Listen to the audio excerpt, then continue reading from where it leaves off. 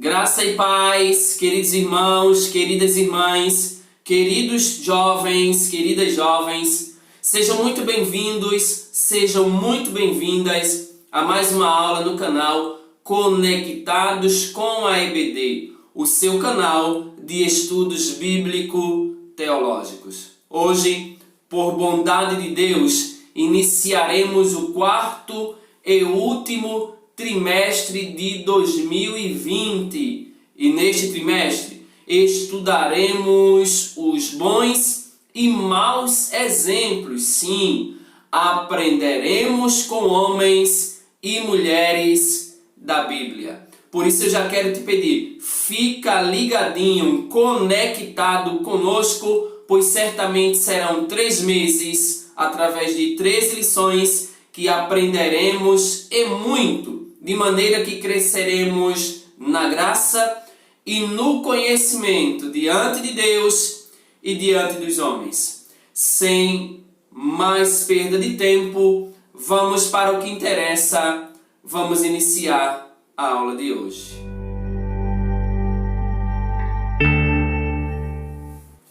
Queridos irmãos, queridas irmãs, na primeira lição de número 1 para o dia 4/10 de 2020, nós estudaremos a lição cujo título é Moisés, a diferença que a presença de Deus faz. Eu quero repetir mais uma vez o título da nossa lição, Moisés, a diferença que a presença de Deus faz.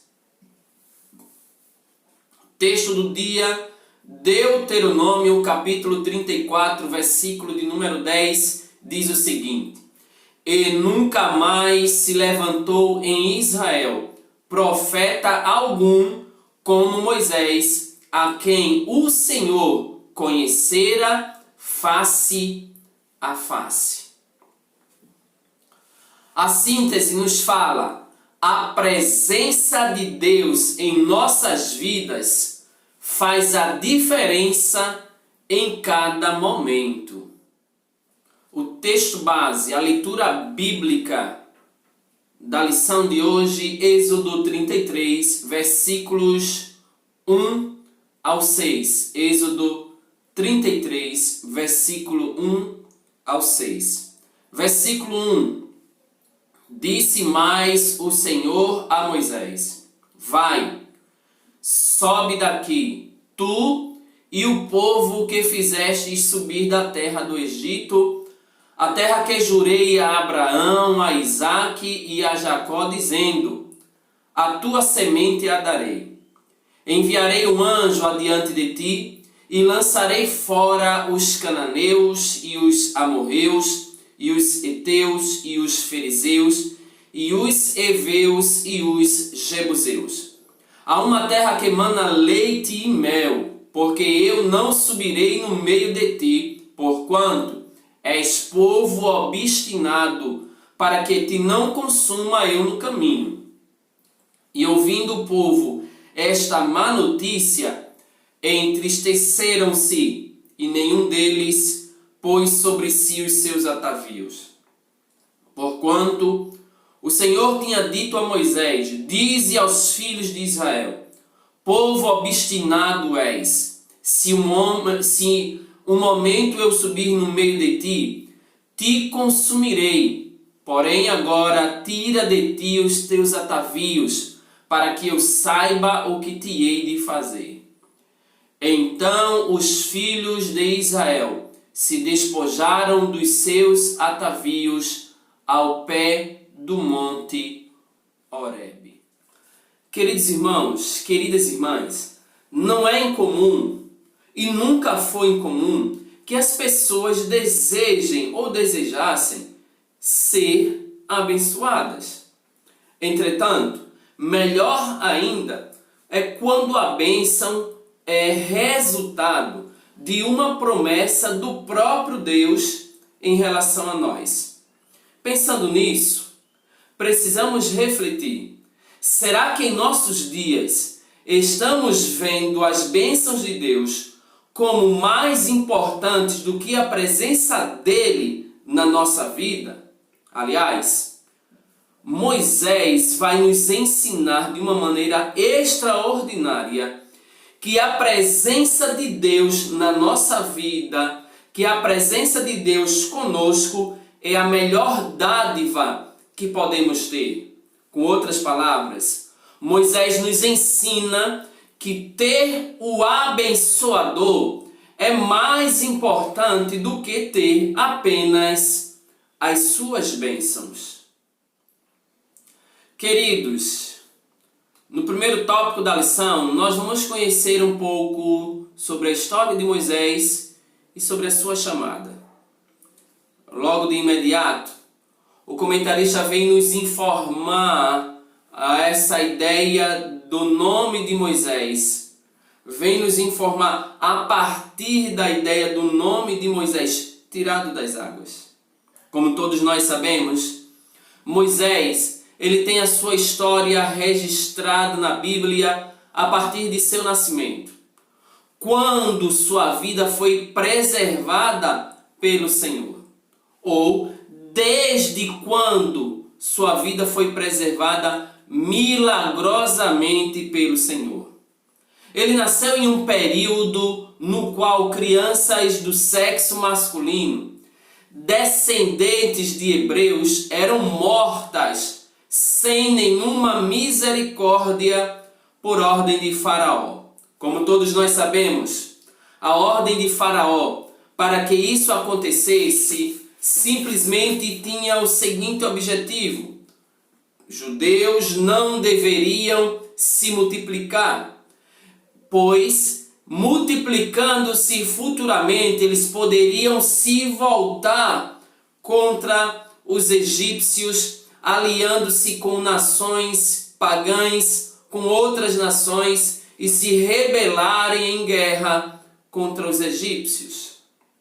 Salvo das águas e protegido e educado e criado pela filha de Faraó, Moisés, cujo nome significa tirado das águas, cresceu em um palácio como um príncipe e foi instruído em toda a ciência dos egípcios.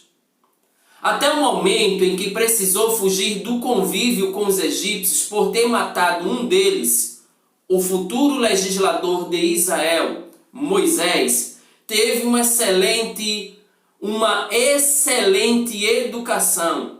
Educação, inclusive, que o prepararia para assumir cargos de liderança. Detalhe, na cabeça de Moisés, da filha de Faraó e dos egípcios, toda a educação recebida por Moisés era para que ele desenvolvesse cargos importantes no Egito. Todavia, Deus tinha um propósito muito maior para Moisés. Não era para legislar no Egito, não era para governar no Egito, mas era para liderar o seu povo, Israel, tirando-o do jugo de Faraó e conduzi-lo até a terra prometida. Todavia, quando Deus aparece para Moisés, mais à frente, quando Deus se revela para Moisés, também de forma milagrosa, chamando-o para assumir o compromisso de libertar os filhos de Israel, os judeus do Egito, Moisés usa algumas desculpas para não ser usado por Deus. Isso mesmo. Já aos 80 anos, como fugitivo do Egito, e apacentando as ovelhas de seu sogro, Moisés é chamado por Deus para libertar Israel do cativeiro egípcio. Interessante, convém destacar que Moisés aprendeu toda a ciência egípcia, mas ele precisou passar pelo colégio de Deus, pela escola de Deus, pela faculdade de Deus. Ele precisou passar 40 anos apacentando ovelhas.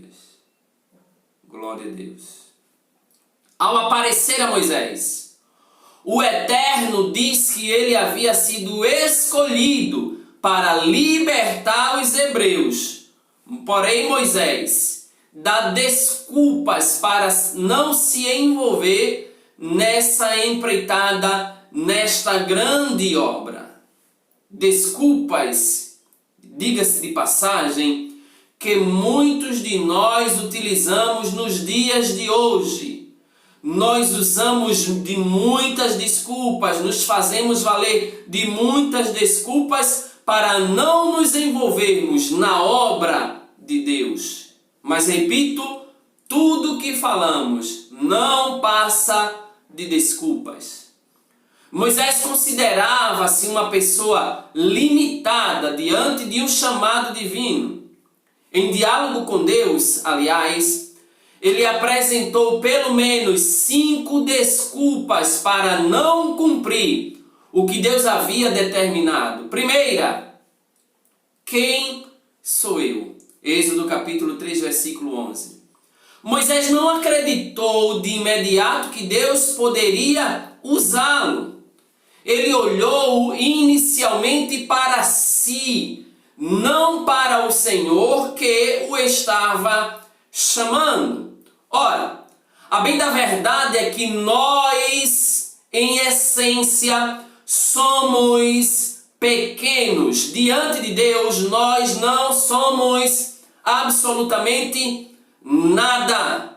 Todavia, ele chamou Moisés e já conhecia as limitações de Moisés. Da mesma forma que ele nos chamou, ele já conhecia as nossas limitações. Entretanto, as nossas limitações não são impedimento para que Deus nos use, tendo em vista que Ele é simplesmente o Deus Todo-Poderoso. Aleluia! Uma segunda desculpa de Moisés foi: qual é o nome do Deus que te enviou? Ele diz: Deus, se eu aceitar o teu convite, a tua chamada, mas quando eu for falar com o povo, eles vão me questionar.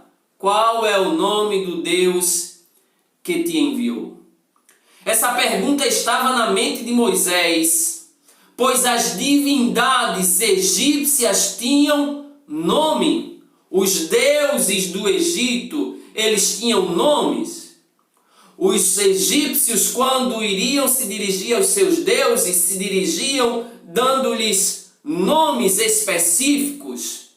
Todavia, o Deus dos hebreus aparentemente não havia recebido um nome que designasse o seu poder e a sua personalidade na sua inteireza. Aliás, Deus mesmo disse: eu apareci a Abraão, a Isaque e a Jacó, Moisés, e identifiquei-me como o Deus Todo-Poderoso. Mas pelo meu nome, o Senhor, não lhes fui perfeitamente conhecido.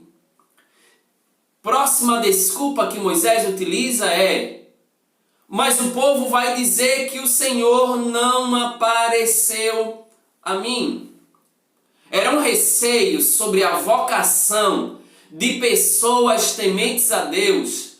É a certeza de que Deus as chamou para aquela atividade, para aquela obra ou para aquele ministério. As pessoas até poderiam ter dúvidas sobre Deus ter realmente aparecido ou não para Moisés.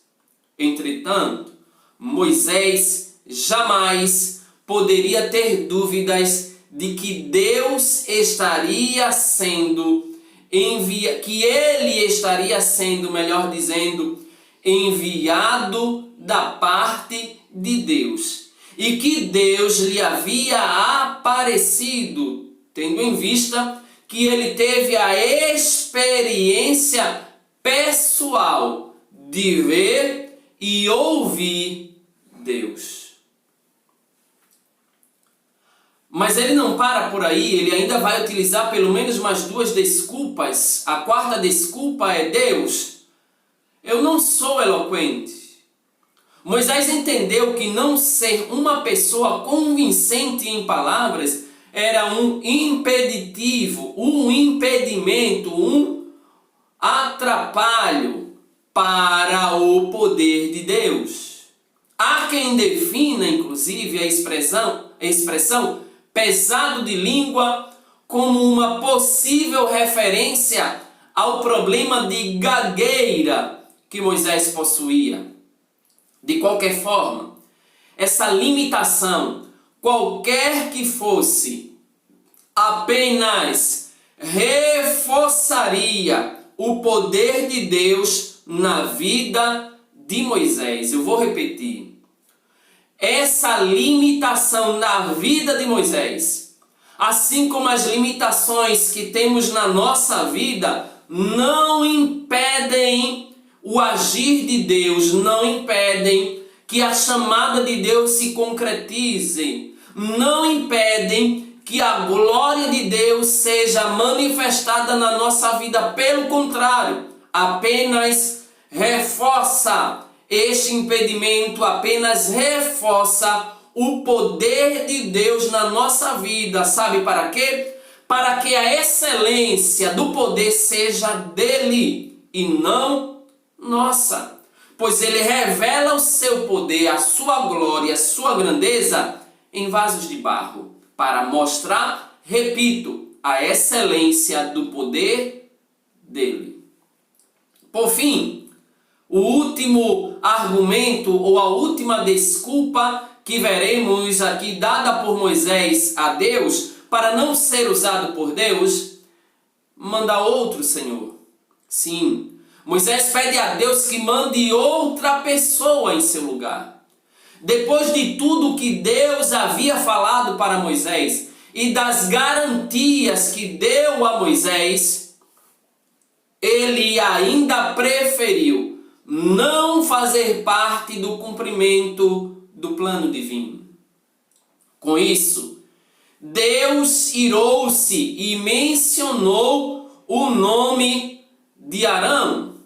Só que Deus, ele é tremendo, irmãos. Ele estava mostrando a Moisés: eu quero mostrar a minha glória na sua vida. Eu quero contar com você. Você pode ter as suas limitações, você pode ter os seus problemas, mas os problemas são seus, os problemas não são meus. Ou seja, os problemas que você tem, para mim, não são problemas, apenas são mais uma oportunidade de eu mostrar a grandeza do meu poder. Você vai ser como Deus e Arão vai ser como profeta, mas eu quero usar você para mostrar o meu poder a Faraó e a todos os egípcios. Dessa forma, nós vamos perceber que Deus confirma a chamada de Moisés. Sim, o Eterno sabia que Moisés daria tais desculpas na sua onisciência, na sua presciência. Ele sabia que Moisés iria utilizar diversos argumentos para dizer: Deus, chame outro, use outro, eu não tenho condições. Mas impulsionou o limitado Moisés à sua chamada. Deus não apenas chancelou, Deus não apenas confirmou a vocação, a chamada de Moisés, mas também agiu confirmando com milagres o que havia dito a ele. Percebamos que cada situação, ou que em cada situação de conflito, ou oposição por parte de Faraó, o Senhor orientava seu servo a uma ação diferente. Os encontros com Faraó, as reuniões com os líderes de Israel e as pragas do Egito já eram conhecidas pelo Todo-Poderoso. E a direção divina esteve com Moisés, direcionando a fazer a coisa certa, na hora certa, em cada momento. Desta forma, Deus estava confirmando: Moisés, eu te chamei, sou eu quem cuido de você, sou eu que vou mostrar aos filhos de Israel, ao Faraó e a todo o Egito que sou Deus na sua vida.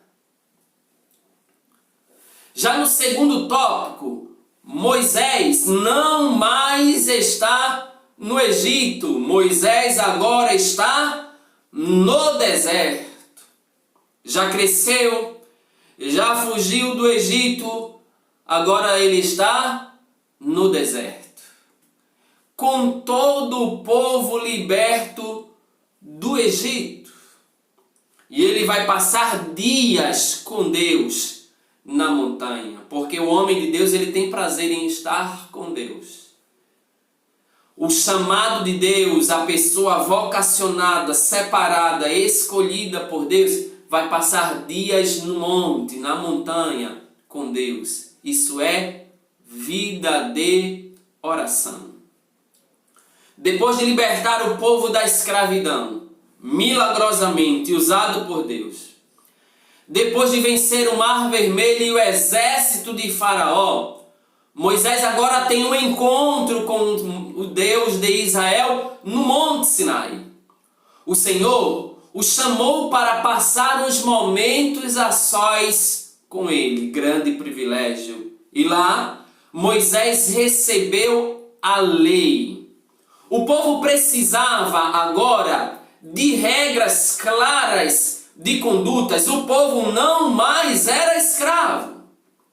Se antes eles estavam escravizados, agora eram pessoas livres que estavam caminhando a uma nova terra, da qual não poderiam viver, na qual não poderiam viver sem orientação. Precisavam de regras, precisavam de leis, precisavam ser conduzidos na presença de Deus.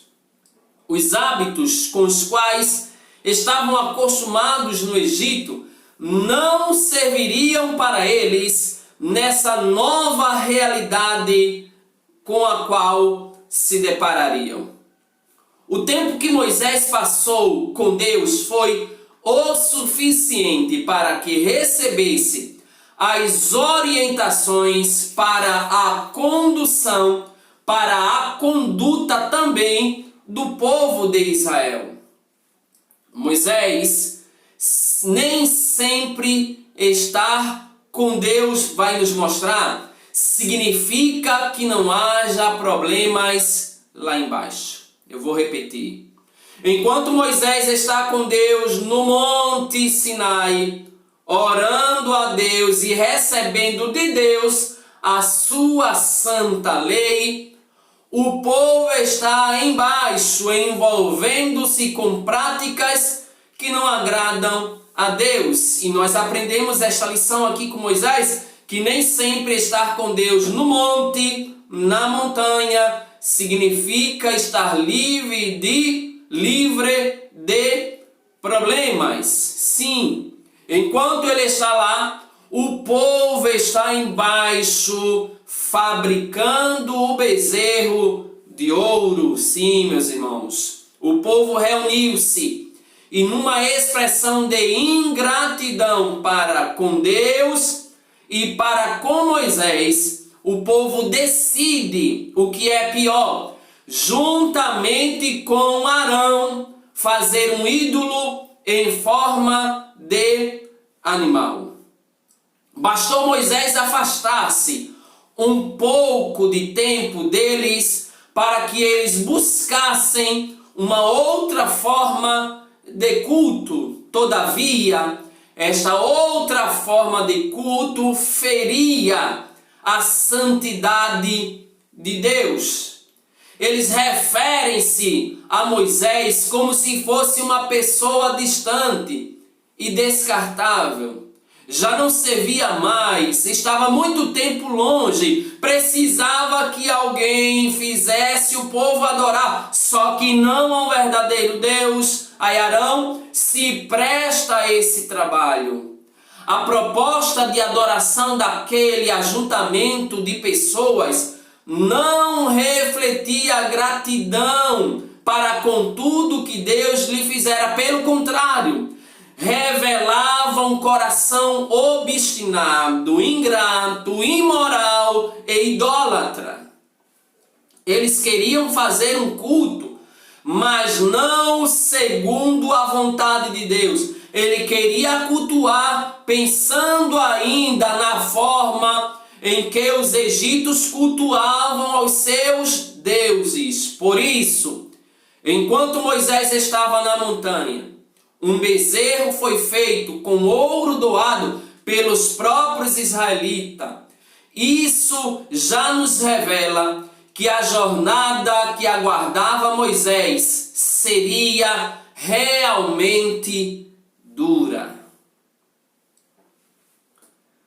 Quando Moisés desce da montanha, ele é surpreendido. Ora, eu subi para o monte, o povo estava adorando, o povo estava feliz, o povo estava satisfeito, o povo estava com os pensamentos voltados para o Deus Todo-Poderoso. Mas ele é surpreendido com um bezerro de ouro, e isso provoca-lhe uma grande ira, a ponto dele jogar as tábuas da lei, tábuas estas que Deus entregou-lhe. Mas ele estava tão irado, chegando a perder a paciência. Moisés chegou a perder a paciência e joga no chão as tábuas da lei de Deus, quebrando-as.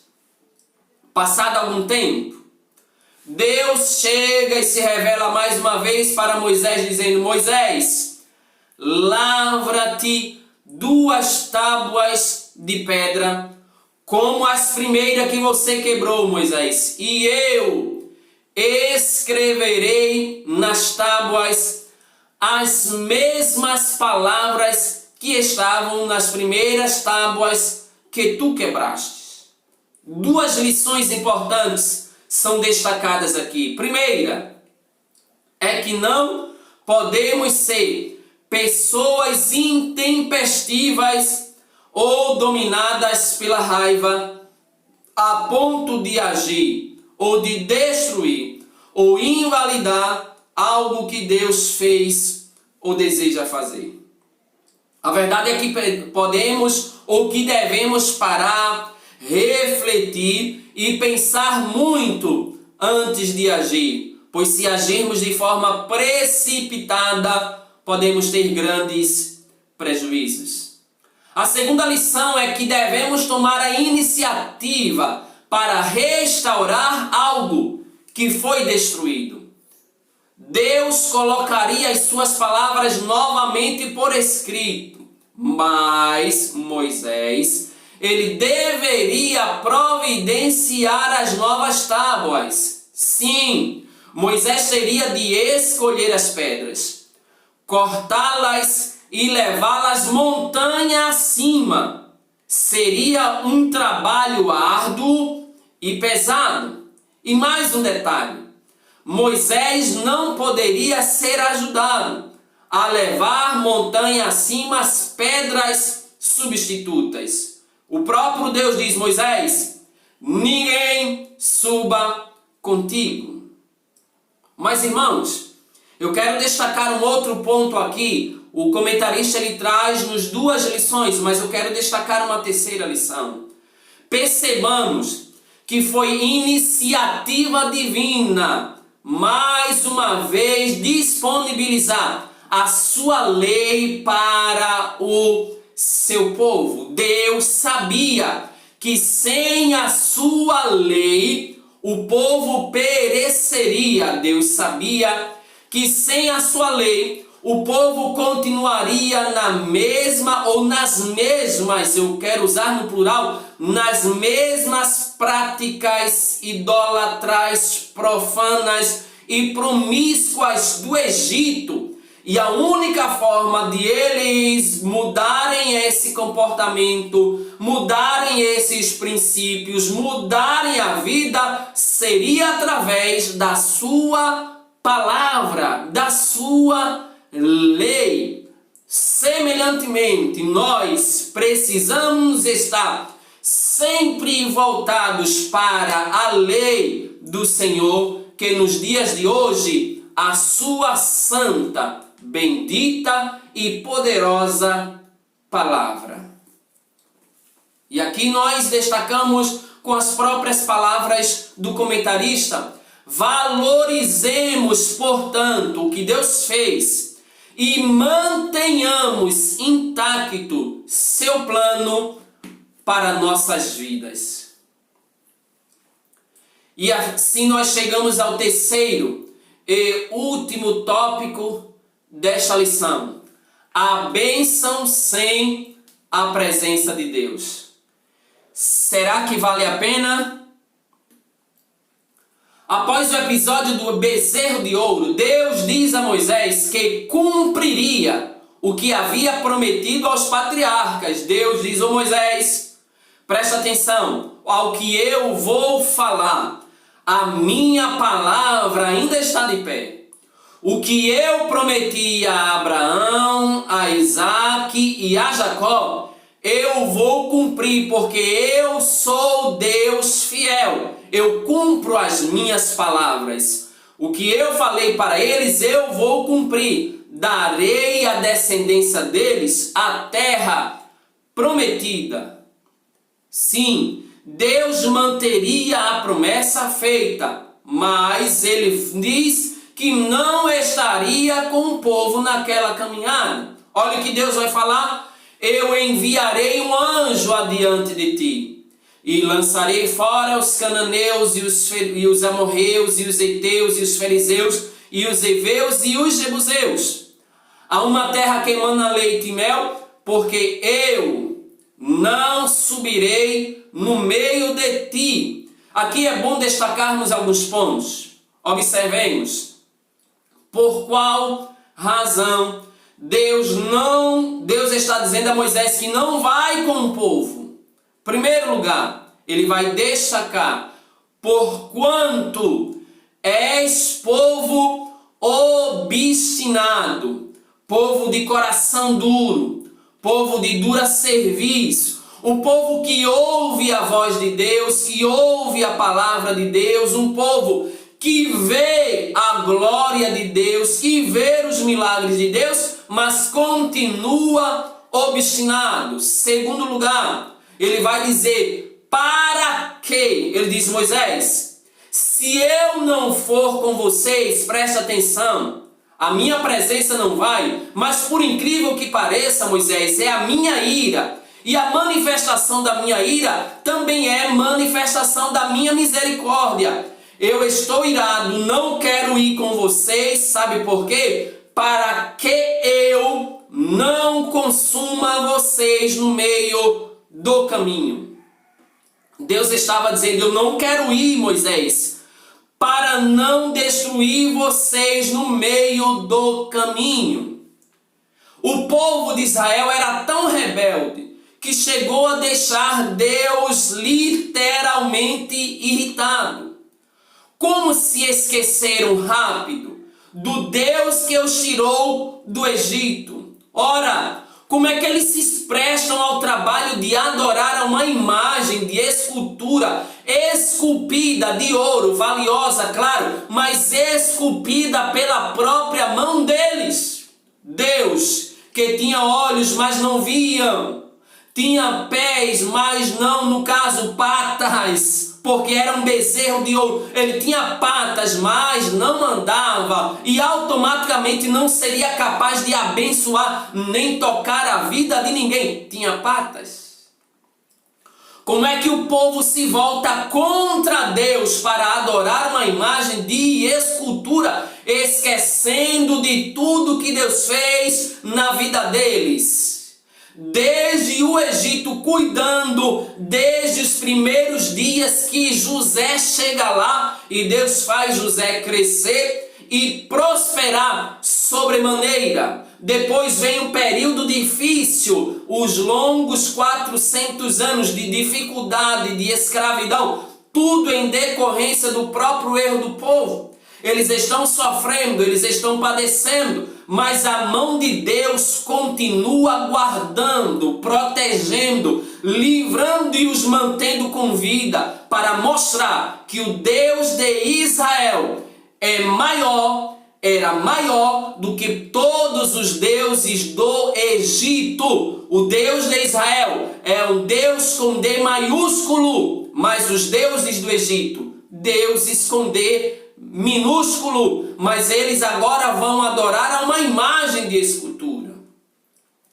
Eles não perderam só o senso religioso, pois queriam adorar. Eles continuam com essa necessidade de adorar. Eles continuam com o desejo de adorar, mas não queriam adorar ao Deus Todo-Poderoso. Eles queriam não adorar a Deus, eles queriam adorar a algo, a um objeto fabricado por mãos humanas. Bastou Moisés se afastar uns dias e os israelitas logo escolheram outro Deus. E isso entristece o coração do Deus Todo-Poderoso. É por isso que ele vai dizer, é um anjo quem vai. Só que Moisés, irmãos, ele valorizava mais a bênção, ou melhor, valorizava mais o abençoador do que a bênção. Valorizava mais Deus do que o que Deus poderia fazer por ele e pelos filhos de Israel. Ele diz, Senhor, não sairemos daqui se a tua presença não for conosco. Deus estava dizendo ao povo, eu vou cumprir com a promessa feita aos patriarcas, mas que não estaria mais junto deles até a terra prometida. Bastaria um anjo de Deus. De qualquer forma, o Senhor não deixaria de realizar aquilo que tinha prometido aos patriarcas Abraão, Isaque e Jacó. A promessa seria cumprida. Ele é fiel, mas para Moisés, a intimidade com Deus e a sua presença fariam toda a diferença naquela caminhada, como tem feito até agora no capítulo de número 33, se pensarmos ou olharmos para os capítulos anteriores. Deus guardou o povo todo o período no deserto, não deixando faltar absolutamente nada. Durante o dia, Deus estava com uma nuvem para protegê-los do sol causticante. Durante a noite, a nuvem se convertia em coluna de fogo. Na verdade, a nuvem representava a própria presença de Deus, preservando, guardando, guiando, cuidando do povo. Deus mandou água quando não tinha água no deserto. Fez uma pedra jorrar água, aliás, pedra que acompanhou o povo no deserto. A rocha ferida de Meribá, que representa a pessoa bendita do nosso Salvador, Senhor Jesus Cristo. Ele mandou codornizes, alimento do céu, para saciar a fome do povo. E o povo ainda se volta para Deus. Mas Moisés não estava esquecido de nada disso. Ele sabia que a presença de Deus faz toda a diferença. Moisés viu ao longo dos anos a diferença entre estar acompanhado da promessa de Deus e estar acompanhado da presença de Deus. Há quem prefira, infelizmente, ser contemplado por bênçãos sem ter qualquer relacionamento com Deus. Moisés sabia que a presença valia mais do que as bênçãos de Deus. É diante de tudo isso, de toda essa situação, que Moisés se revela um gigante diante de Deus.